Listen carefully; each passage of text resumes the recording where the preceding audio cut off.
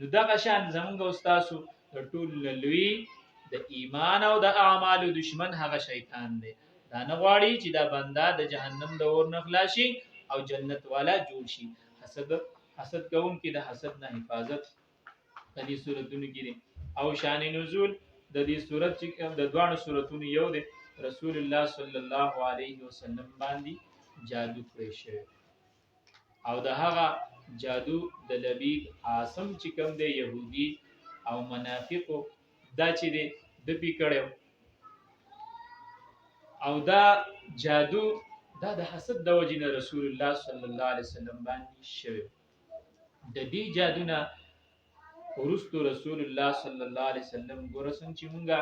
یخنیم کیږي، ګرمیم کیږي، وږي کیږي، تږي کیږي، بیماریږي، خوب راځي، دا ټول صفاتونه د رسول الله مبارک هم ځکه هم بشر. نو د جادو اثر پر رسول الله مبارک باندې شوی. او د دې جادو اثر داو چې په دنیاوی کارونو کې پیښوي او دینی کارونو کې پینې شي.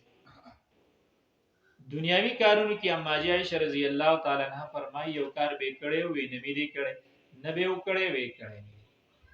رسول الله صلی الله علیه وسلم باندې چې کله جادو شو،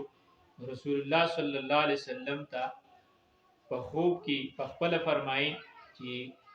عائشہ رضی الله تعالی عنها ته وزو دوما دو پرشتي را لې و زما سر طرف ته ودرېدا او یومي خو طرف ته ودرېدا. وی د سر والا د خو والا طرف نه تفوس کوي چې په دې سړي څه شوی دي. وی هغه وته وای چې په دې باندې جادو شوی. چا پی کړي دی لبی عاصم پی کړي او د هغه لونو پی کړي دی پس کی پی کړي دی په د رسول الله مبارک په مبارک یختو باندې کړي دی او له غټي ور کړي دي ستنی په کې بندي کړي دي او ګنګوري چې کوم د غوي د کجوري د هغه فاغه ګنګوري کې داستنی پټی کړي دي او بیا د بیری زروان کوی چې دی د هغه کوی کې د کانی لاندې اخو دي. رسول الله صلی الله علیه وسلم تر دشمن خودلې شوی هم او صحابه تر رسول الله صلی الله علیه وسلم نه خو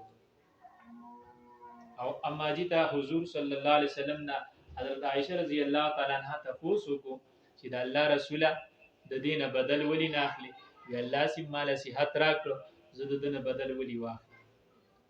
او دغه شان صحابه چې کله خبر شو د الله رسوله دا وجنو قتلوي رسول الله مبارک هوی ته هم دغه جواب ورکو چې زما رب مال سیم صحت راکړي دی الله خکړې ما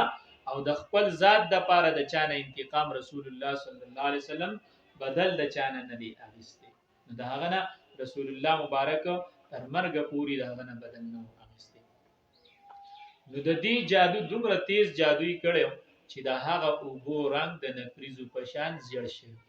او دا غي په خوا کې چې دا کوی سمره ونی ولاړی وي هغه کانهن رؤوس الشیاطین دا شی په غوونو باندې اثر شي لکه څنګه چې سرونه د شیطانانو. یعنی هغه ونی چې دی دا غوی رنگونه هم بدل شي او دا هغه اوبو رنگونه هم بدل شي. دومره تیز جادو پر رسول الله مبارک باندې شي. دا هغه جادو اثر هغه پر رسول الله مبارک باندې شپږ میاشتي دا هغه اثر پر رسول الله مبارک باندې. نو الله جل جلاله عما نواله دا په هغه جادو په هغه په څه طریقه باندې دا جادو د پاره دا وخته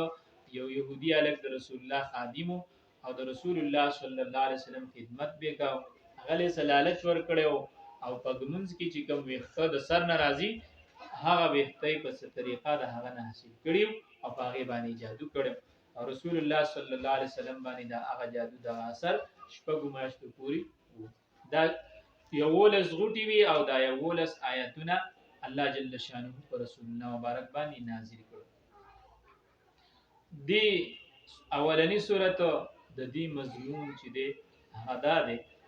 د روح په د بدن په اعتبار سره چې څومره بیماریاں دي له صحت ورکوونکي څوک دی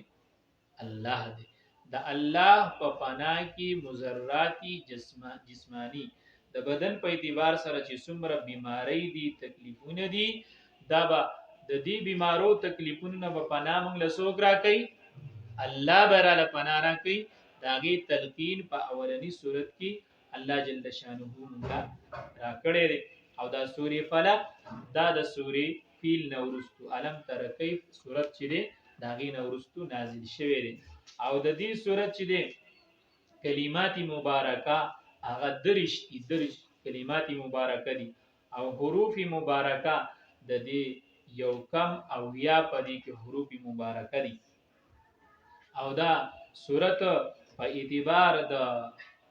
نزول سره دا شلم نمبر سورت او په اعتبار د ترتیبی جمعی سره دا یوصل او دیارلسم نمبر سورت قل وای پیغمبر اعوذ ذ فنانسم برب الفلق رب د سباس څنګه چې الله جل شانه تکتو رشپا د سپین سبا پر خطو سره هغه سکی روخانه کړي نو دقه شان پدې کې اشاره ده د خبرې ته چې ستا د بدن دا